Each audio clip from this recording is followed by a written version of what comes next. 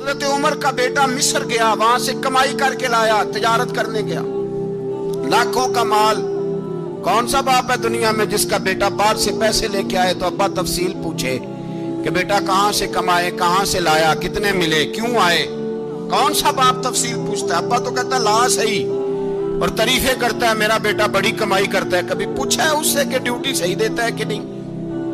کبھی پوچھا ہے کہ تو ایمانداری کی روزی لاتا ہے کہ حرام کی کماتا ہے؟ یہ باپ کی ذمہ داری ہے، یہ اماں کی ذمہ داری ہے۔ پھر کہتا ہے بیماری کیسے آ گئی، پریشانی کیسے آ گئی؟ تو نے کبھی سوال کیا اپنی اولاد سے؟ حضرت عمر فاروق رضی اللہ تعالیٰ عنہ کا بیٹا مصر سے پیسے کما کے لایا تو جناب عمر نے بلایا، فرمایا بیٹے اتنی تو تیرے پاس راس ہی نہیں تھی، تھوڑے سے تو پیسے لے کے گیا تھا، اتنی کمائی کیسے ہو گئی؟ اتنے تو پیسے نہیں تھے صاحب، کہاں سے کمائی لائے؟ اس نے کہا ابا جی وہ جو میرے چچا ہے نا مصر کے گورنر، آپ کے دوست، انہوں نے میری مدد کی ہے۔ فرمایا جتنے لوگ گئے تھے سب کی ہے مدد اس نے؟ کہا نہیں صرف میری کی۔ فرمایا تیری کیوں کی؟ تیری کیوں کی؟ کہا حضور آپ کے دوست ہیں۔ فرمایا چپ کر حضور انہوں نے مجھے اتنے پیسے دیے، میں نے کاروبار میں ڈالے تو نفع آیا تو میں ان کی رقم دے کے۔ فرمایا خاموش ہو جا، باقی جتنے لوگ گئے تھے سب کی مدد کی اس نے؟ کہا نہیں حضور صرف میری کی۔ فرمایا اس نے تیری مدد نہیں کی، اس نے خلیفہ کے بیٹے کی مدد کی، اس لیے کہ وہ خلیفہ کو اپنے حق میں نرم کر سکے۔ فرمایا آدھا مال تیرا ہے، آدھا مال غنیمت کا ہے، مال خزانہ کا ہے، مسلمانوں کا ہے، اس لیے کہ تو جو وہاں سے مال کما کے لایا ہے وہ اپنے باپ کے خلیفہ ہونے کی وجہ سے کما کے لایا ہے، لہذا رکھ ادھر۔ یہاں کہتے ہیں کدھر سے آیا، کیسے آیا، کون سا حساب دے، کیا کریں؟ او بھائی حضرت عمر رضی اللہ تعالیٰ عنہ کا اپنی اولاد کے بارے میں یہ رنگ ہے۔ ایک جنگ سے نا خوشبو آئی، خوشبو بڑی مہنگی ہوتی تھی، عرب میں خوشبو آج بھی بڑی مہنگی ہے، وہ زیادہ استعمال کرتے ہیں۔ میری باتوں کی سمجھ آ رہی ہے میرے بھائی؟ بڑی مہنگی خوشبو تھی۔ جب وہ خوشبو آئی تو حضرت عمر نے کہا، گھر میں پہلے پہنچی حضرت عمر کے، چونکہ زیادہ عورتیں استعمال کرتی تھی گھر کے اندر خوشبو، مرد بھی لگاتے تھے۔ حضرت عمر نے اپنی بیوی سے کہا، آپ کی زوجہ جو تھی وہ بڑی خوشبو کو پسند کرتی تھی۔ حضرت عمر نے اپنی زوجہ سے کہا کہ خوشبو لاؤ، میں نے ایک عورت کی ڈیوٹی لگائی ہے، وہ خوشبو تول کے نا تو پیسہ برابر سیابہ میں بانٹ دے گی۔ تو آپ کی زوجہ کہنے لگی کسی بی بی کی ڈیوٹی لگانے کی کیا ضرورت تھی، میں جو موجود تھی میں بانٹ دیتی ہوں تول کے پیسہ برابر۔ آپ نے فرمایا نہیں تو رہنے دے، اور فلانی بی بی بانٹے گی۔ کہا حضور میں نے بھی بانٹنی ہے، میرے پہ کچھ حق ہے؟ آپ نے فرمایا نہیں تو تفصیل نہ پوچھ، تو خوشبو دے دے، کوئی اور بانٹے گی۔ خاتون خانہ تھی نا، کہنے لگی نہیں مجھے بھی آج آپ کو بتانا ہی پڑے گا کہ کوئی جو بانٹ سکتی ہے تو میں کیوں نہیں بانٹ سکتی؟ زوجہ کہتی عمر نے بات کی تو میری چیخیں نکل گئی۔ حضرت عمر فرمانے لگے جب تو خوشبو بانٹے گی نا تیرے ہاتھوں کو بھی لگے گی، تیرے دوپٹوں کو بھی لگ جائے گی۔ اگر رب کریم نے مجھ سے سوال پوچھا کہ عمر خوشبو تو مسلمانوں کی تھی، تیری بیوی کے دوپٹے کو کیوں لگ گئی، تو میں اللہ کے حضور کیا جواب دوں گا؟ اگر اللہ نے یہ سوال کیا کہ تیری بیوی نے کیوں لگائی، وہ تو حصہ تھا مسلمانوں کا، تو نے تیری بیوی نے کیوں لگائی؟ تو فرمایا میں نہیں چاہتا کہ اللہ کے حضور مجھے اور تجھے باز پرس ہو، لہذا کسی اور کو بانٹنے دے۔ زوجہ روئی اور تڑپ کے کہنے لگی عمر مجھے لگتا ہے صبح قیامت بھی تیری بیوی ہونے کی وجہ سے اللہ مجھے جنت عطا فرما دے گا، تیری زوجہ ہونے کی برکت سے۔ بھائی یہ معیار رکھا، خدا کی قسم ایسا شخص تاریخ میں دوبارہ نہیں آیا۔ اتنا بڑا آدمی، اتنا بڑا شخص، اتنا بڑا آدمی، اور پھر رنگ یہ ہے کہ عمر 22 لاکھ مربع میل کا حکمران، 22 لاکھ، اور کھجور کے درخت کے نیچے مٹی کا ڈھیلا لے کے سو گئے ہیں، پرواہ کوئی نہیں، کوئی مسئلہ ہی نہیں۔ 2 غلام ساتھ بیٹھے تو ایک روٹی حضرت عمر نے گھر سے منگوائی، تھوڑا سا سرکہ، تو غلام کہنے لگے ہم نے بھی کھانی ہے۔ فرمایا کوئی حرج نہیں، روٹی کو پیٹ بھر کے کھانا ضروری تو نہیں، 3 حصوں میں بانٹ لیتے۔ ایک آدمی آیا ہوا تھا مصر کا رہنے والا ملنے کے لیے، اس نے پوچھا عمر کدھر ہے، تو کہا وہ ادھر جاؤ مسجد میں بیٹھے ہوں گے، اور واپس آیا تو کہنے لگا وہاں تو 3 غلام بیٹھے ہیں۔ ایک روٹی بانٹ بانٹ کے کھا رہے ہیں, لگتا ہے کئی دنوں سے روٹی نہیں ملی.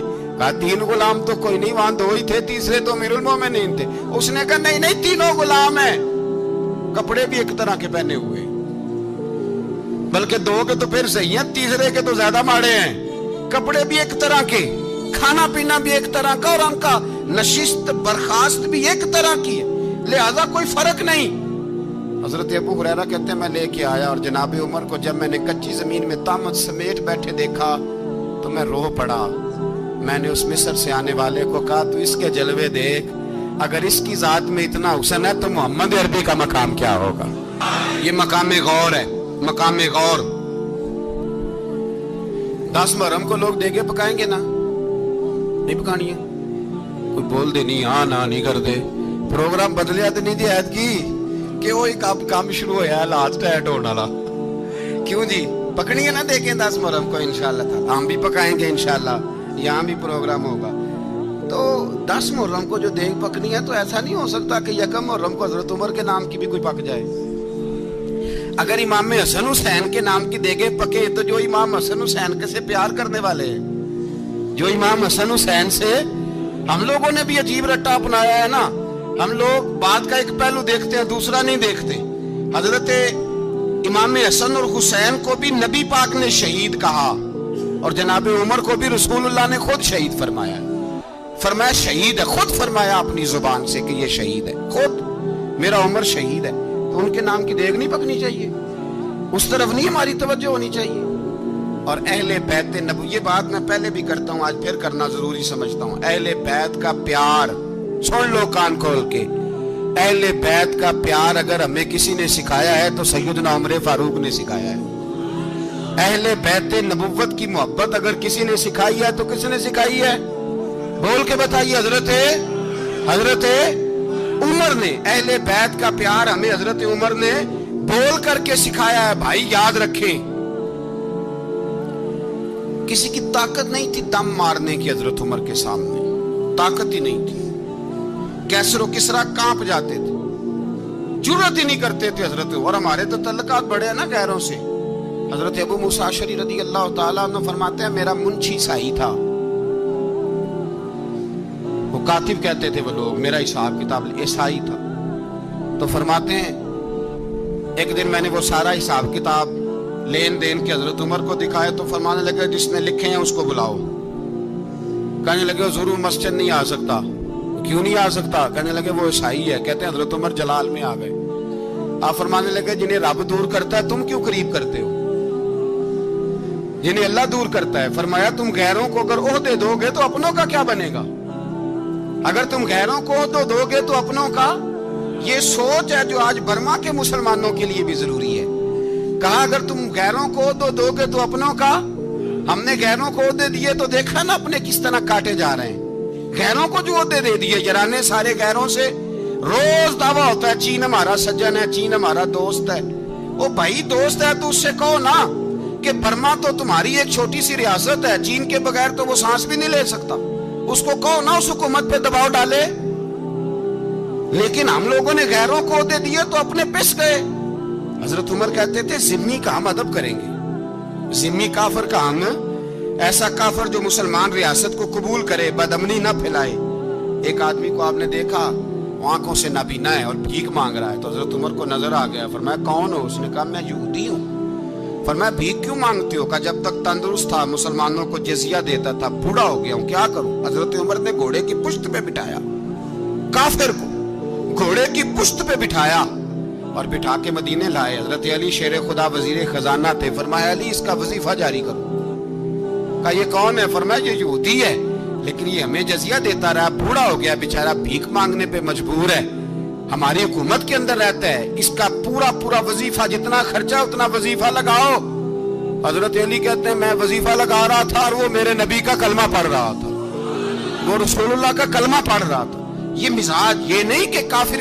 حضرت عمر نے گورنروں کو خط لکھے تھے کہ زبردستی کسی کو مسلمان نہیں کرنا, جہاں ان کی عبادت گاہیں بنی ہو تو گرانی نہیں, کوئی مندر کوئی گرجا ضائع نہیں کرنا.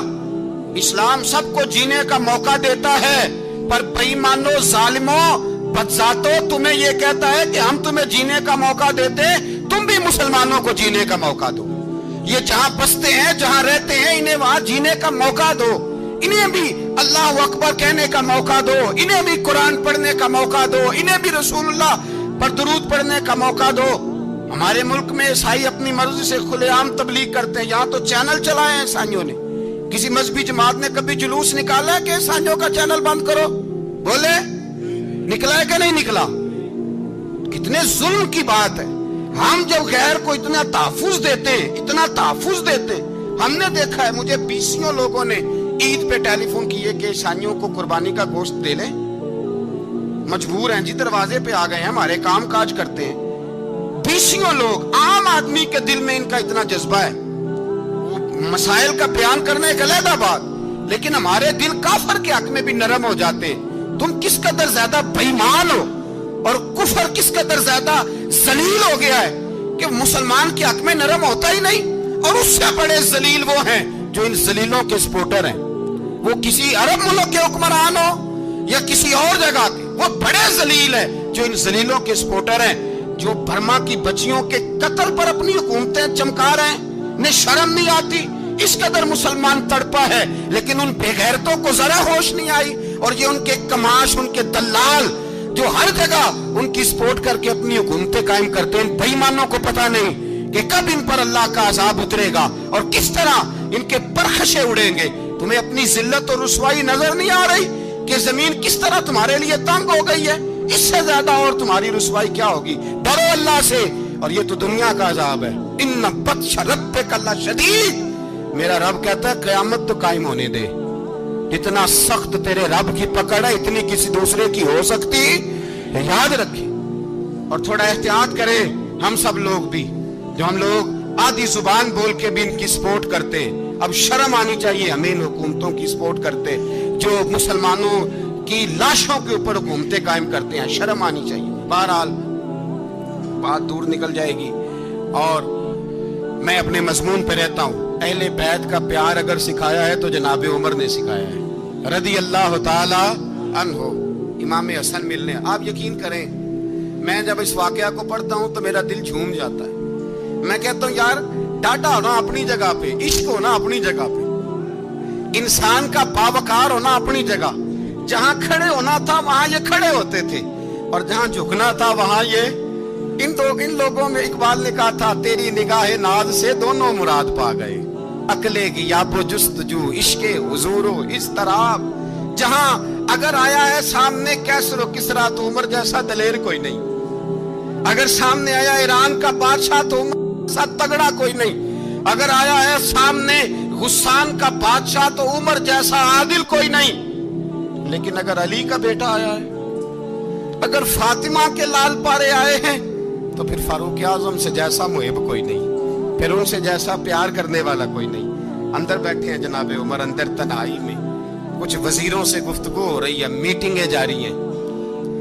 आपके बेटे मिलने आए जनाबे अब्दुल्ला इब्ने उमर, अब्बा जी मिलने आए। बात ठहरो, बात कर रहा हूं, कोई ना अंदर आए। साहबजादा बाहर खड़ा है। थोड़ी देर गुजरी तो इमाम हसन भी आ गए। कौन आए? आपको अजय मिलेगा इमाम साहब का नाम लेने से, वो सरदार हैं जन्नतियों। कौन आए? सारे बोलिए, इमाम हसन। तेरी नस्ल पाक में है बच्चा बच्चा नूर का, तू है ने नूर तेरा सब खराना। इमाम हसन आए तो हजरत अब्दुल्ला इब्ने उमर को दरवाजे पे खड़े देखा। कहा अमीरुल मोमिनीन कहाँ हैं? कहने लगे हजरत उमर के बेटे। कहने लगे वो अंदर बैठे, कुछ मीटिंग हो रही है और उन्होंने कहा कोई अंदर ना आए, लेकिन आप जाना चाहें तो चले जाएं। आप जाना चाहें तो, तेरी नस्ल पाक में है बच्चा बच्चा नूर, आप जाना चाहें तो चले जाएं। तो उन्होंने कहा जब आप बाहर खड़े हैं तो मुझे कोई इतना जरूरी काम नहीं, और अभी जोर की नमाज थोड़ी देर में होगी, मैं मस्जिद में मिल लूंगा अमीरुल मोमिनीन से। ये बात कह के इमाम हसन चले गए। यार इतनी बड़ी बात नहीं थी, इतनी बड़ी बात नहीं थी। तो मेरे उस्तादों का बेटा भी आया तो कहा ठीक है जी, वो सोए हुए हैं तो कोई गर्ज नहीं यार, मैं ठहर के आ जाऊंगा। कोई बड़ी बात नहीं थी, देखा जाए तो बड़ी बात नहीं थी, पर बात बहुत बड़ी थी इसलिए कि ये खाली हसन नहीं, ये हसन इब्ने अली है, ये हजरत फातिमा के लख्ते जिगर। हजरत उमर बाहर निकले, अब्दुल्ला इब्ने उमर से पूछा कोई आया तो नहीं? तो कहा हुजूर इमाम हसन आए थे। تو کہا پھر شہزادے کو اندر کیوں نہیں بھیجا؟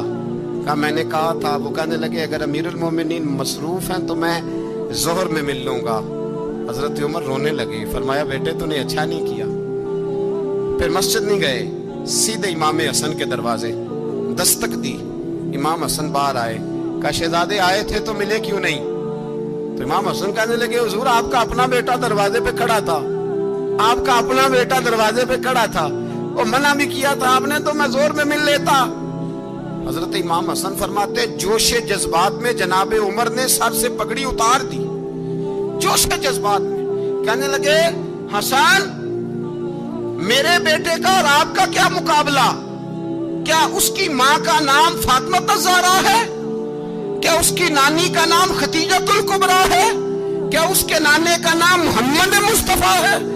آپ کا اور اس کا کیا مقابلہ؟ پھر رو پڑے اور کہنے لگے بیٹے میں مکے کے صحراؤں میں اونٹ چرایا کرتا تھا، یہ جو میرے سر پر عزت کے بال ہیں یہ تیرے نانے کے اگائے ہوئے، میں مکے کے خبردار شہزادے خبردار۔ او بھائی اہل بیت نبوت کے ادب کا رنگ اگر سکھایا ہے تو سیدنا عمر نے سکھایا ہے۔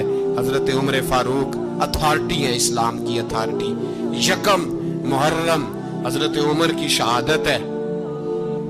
یہودی بول اٹھا، کافر بول اٹھا، اگر 6 مہینے عمر دنیا میں اور رہتے تو دنیا میں کوئی کافر موجود نہ ہوتا۔ 6 مہینے۔ اور جب اس پتلے جلیل کا جنازہ اٹھا، اللہ بخاری پڑھیے نا، اللہم ارزقنا شہادت فی سبیلک، اللہ بسترے کی موت نہ دینا، شہادت کی دینا۔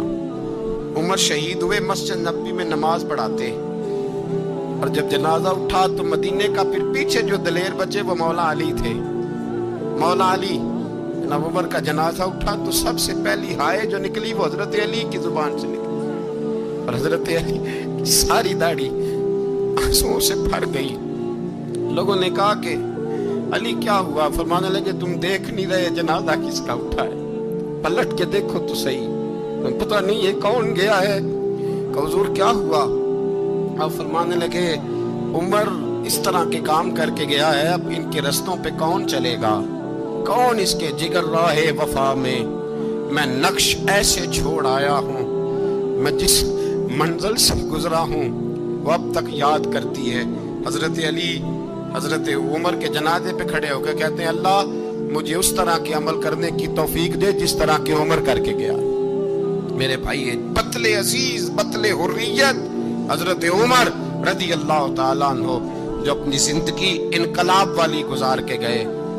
عمر جب دنیا سے گئے تو 80 دینار کا قرضہ تھا، 22 لاکھ مربع میل کا حکمران، اور اپنے بیٹے سے کہنے لگے بیٹے کوشش کرنا تیرے خاندان والے مل کے میرا قرضہ اتار دے، میری قبر پہ بوجھ نہ رہے، اور اگر خاندان والے مدد نہ کریں تو میرے دوستوں سے بات کرنا، وہ مدد نہ کریں تو پھر علی سے بات کرنا۔